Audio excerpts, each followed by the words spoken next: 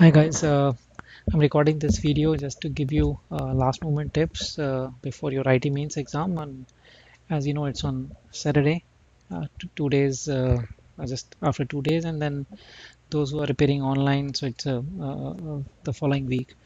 So the 2 days left, but these 2 days are very important. And though you have been preparing for the last 2 years, but I would say the last 2 days are equally important because it's a temperament. This exam, it's how you behave during these 3 hours, the temperament, your state of mind.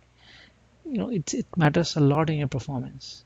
So in during these 2 days, you have to try to relax as much as you can, physically as well as mentally. Physically, it's obvious you're not going to you know go for jogging or exercise, or you know too much walking, or you're not going to do too much strenuous activities. So that way, I'm sure that you will be most of the time will be at home and relaxing, and you're not putting your body at work. But mentally it's more important. So because in last, because you have the more you prepare, the more it tends to get during the end, during the last during the last few days. So try to be relaxed. Your mind can get pressurized by these kind of thoughts, that what will happen if I get a question, if I some of the topics are strong, some of the topics are weak, what will happen if I get questions from weak topics, or some of the things which you have not revised recently. So what will happen if I get, so these things, if you keep thinking these negative thoughts, it will definitely strain your mind, and that will definitely spoil your temperament. So try not to think much. I know it's difficult to control your thoughts, but at least avoid negative thinking. Whenever negative thought comes that can bring fear, anxiety in you, just say stop, I'm not going to. So obviously you cannot just stop at 100%, but if you generate a kind of a war or rejection to these thoughts, you can control a little bit. So during these 2 days, just relax. And another way to relax yourself is sometimes the deep breathing. It really helps. You take a deep breath, you feel it inside your down the belly, and then throw it out. Inhale and then exhale. So if you try to do it 10 times, in say a few minutes, you will see after that you feel fresh. Your mind is relaxed. Stress goes down. Anxiety goes down. So you can do this during the exam also, before the exam also, during these 2 days. So the agenda is as much relax you can. You have to mentally as well as physically. And what to study in these 2 days? You cannot do much. So during these 2 days, you should not try any new question. You can revise, the last few tests, the mains test you have given. If you want to revise those questions with solutions, you can do that. If there are topics which you have not touched, but you think you can revise them in few hours, you can do that. Like in mathematics, I mentioned on Edmodo the few topics. I've recorded the videos also. If you have not seen, you have like can cover definitely 1 or 2 topics, because it's not going to take much time. Each topic will take 1 hour or 2 hours or 3 hours, right? So definitely not new any question. Definitely not try to judge your skills. Try yourself. Try your skills by solving the questions. So not affect, basically you're not have to do much in these 2 days. And how many hours you have to spend? Not more than six to, like today you can you have just 2 more days, so today you can spend 5-6 hours revising the stuff, formulas, class copy, and some test papers, and same like tomorrow you can spend 7 to 8 hours. So not to and especially those, and if things which you've already done and you have to revise them. And and then the biological clock is also important. So I'm sure like Badabai also give you tips that you have to get up on time, and those kind of stuff. If exam starts at 9 a.m., I guess 9 a.m. in the morning, so you have to, during these 3 hours, you have to, today might be gone, so tomorrow make sure that during these 3 hours, you must be, you know, doing some activity. You must be doing some questions.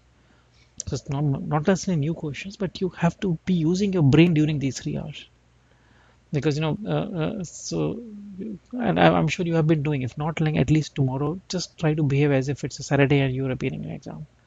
Get up on time, get ready, sit for these 3 to 4 hours, do them mental to involve your mind, do some mental activity. Means like revising the questions with not lightly, but sit in your table and chair for continuously for 3 to 4 hours, because that's the kind of physical training you have. It definitely will help if you go through it. And then the kind of food you have to have, don't eat heavy food, just light food, relax, and try to sleep on time. That's most important, that today and tomorrow you have to get to bed at 8 p.m. or maximum 9 p.m. and you need to have a good sleep. And generally when you're under pressure, it is difficult to sleep on time. होगा ऐसे, लेटे हैं, नींद नहीं आ रही है, सोने की कोशिश कर रहे हैं, तो डोंट गेट पैनिक, लेटे रहो, आप कोशिश करते रहो, again do the breathing exercise, just relax your body as if you lose control over your body, and just keep breathing. Relax your body as if you have no control, and keep on doing deep breathing. It will definitely help you in sleeping. Thoughts will come into your mind, just let them pass. Don't get involved in them. Don't let them pass. Just observe them and let them pass. Though it is difficult, but if you try it, you can get some success. And then you know uh, the thing is the exam day. An exam, you have seen the, I'm sure you have seen the past mains paper or AIEEE paper. Earlier it was AIEEE and then it became mains. If you have seen those questions, quite simple question. And mathematics, I remember the last few years, in every year there is one or two questions where you need to think the idea. The rest, I say 25 to 28 questions are those where you know the ideas. Only time is what you need to take care of. But the quality of the question is quite low. So the time is like, I don't know what's your plan to attempt the paper, which one you're going to do first and second and third, but generally it's advisable that you do chemistry as the first subject and then physics and then mathematics. So when you do in chemistry, try to cover it in 45 to 50 minutes, and then physics again 50 to 55 minutes, and make sure that you have at least 70 to 75 minutes for mathematics. 75 is what I would suggest. Still 10 minutes from chemistry and 5 minutes from physics, so you have 15 minutes extra for mathematics, so it's like 75 minutes for mathematics.